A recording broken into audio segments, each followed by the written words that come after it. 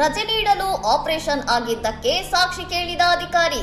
ಕಚೇರಿಯಲ್ಲಿ ಪ್ಯಾಂಟ್ ಬಿಚ್ಚಿ ಗಾಯ ತೋರಿಸಿದ ಲೋಕೋ ಪೈಲಟ್.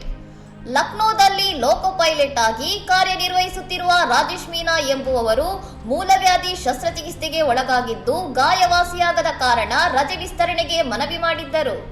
ರಜೆ ನೀಡಲು ನಿರಾಕರಿಸಿದ ಹಿರಿಯ ಅಧಿಕಾರಿ ಶಸ್ತ್ರಚಿಕಿತ್ಸೆ ಆಗಿರುವುದಕ್ಕೆ ಸಾಕ್ಷಿ ತೋರಿಸು ಎಂದು ಕೇಳಿದ್ದರಿಂದ ಮನನೊಂದ ಸಿಬ್ಬಂದಿ ಕಚೇರಿಯಲ್ಲೇ ಈ ರೀತಿ ವರ್ತಿಸಿದ್ದಾರೆ.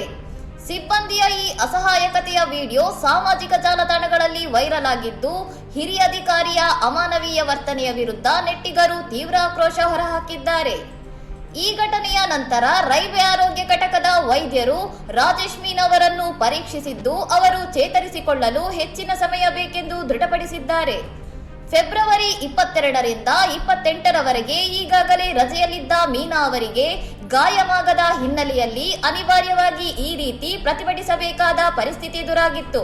ಇನ್ನಷ್ಟು ಸುದ್ದಿಗಳಿಗಾಗಿ ನೋಡ್ತಾ ಇರಿ ಸೌರಂ ಟಿವಿ.